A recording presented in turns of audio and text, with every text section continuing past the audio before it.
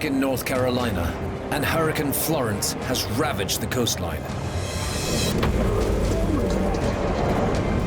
and brought with it biblical flooding, putting many lives at risk. Rescuers are out in full force, including Jess Crampton and Chad Gard from the Humane Society of Missouri, who are on a mission to rescue stranded pets. There's only so much time you have that a dog or cat can survive in flood water, so we have to get in and get them out as quickly as possible. Jess and Chad receive a desperate plea for help.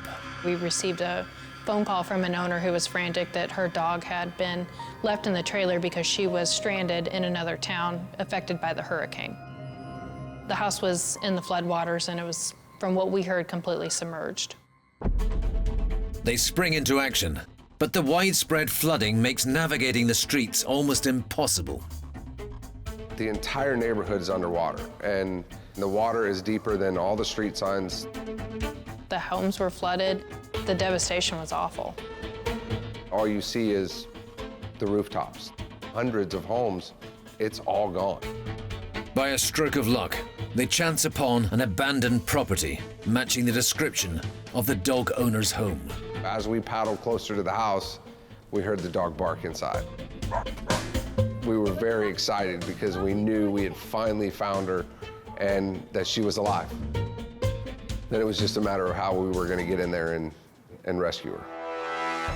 With the home almost completely submerged, it's now a race against time to find a way in. We attempted entry through the windows first, but there was absolutely no removing the windows. Next, we went for the door. It was our only option. Whilst delivering aid to those in need, mother and son, Gail and Chris, fall victim to Florence's deadly floodwaters. It seemed like time kind of slowed down for a second. I kind of had the feeling, you know, is this really happening to us right now? It was very surreal. I was in fight or flight. I mean, at that point, it was get out of this truck and go. I immediately went under and was just trying to grab anything that would help me pull up. It was very helpless, being sucked under the water like that. You're just gone.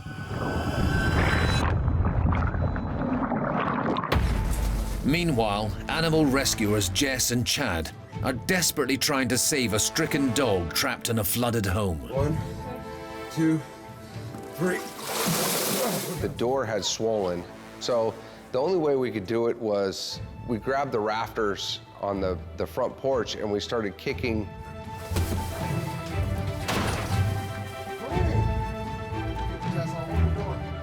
For the split second that she went inside the door and I lost visual contact of her, it's nerve-wracking because I don't know what's going on inside the home. I know I have to keep the door open so that she can get back out of the door. I got it. Coming out the front of the boat.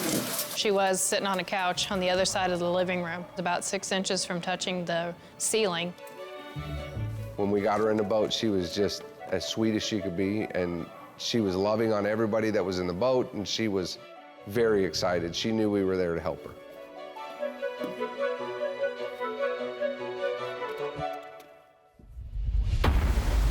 But there are still others trapped in the raging floodwaters, as Chris and Gail are now clinging to the back of their truck. Fortunately, 2 people stopped to help. A couple of trucks had stopped to help us, and the 2 guys were out in the water trying to sling a rope to us. I tied the rope off to the truck, and she pulled herself back. Seeing my mom crossing the river, I was very anxious.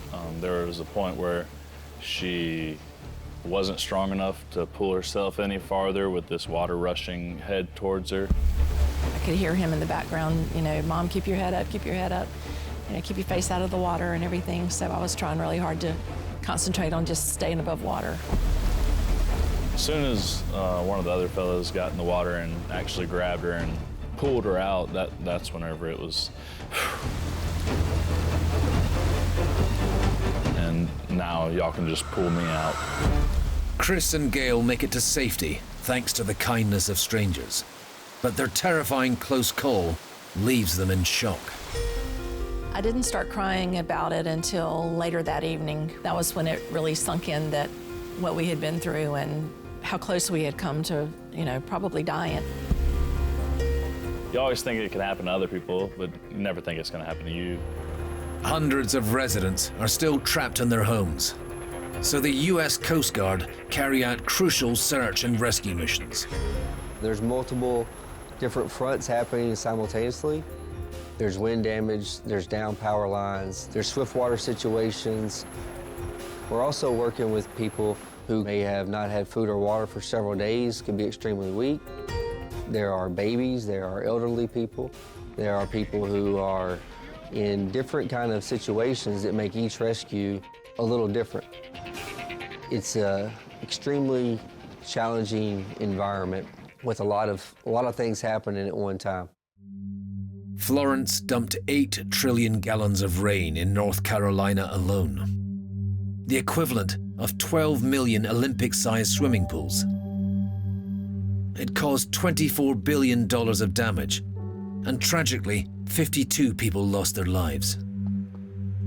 But despite the devastation, there are many heroes of the hurricane. The helicopters and the fixed-wing aircraft flew 338 search and rescue missions. We saved 284 lives.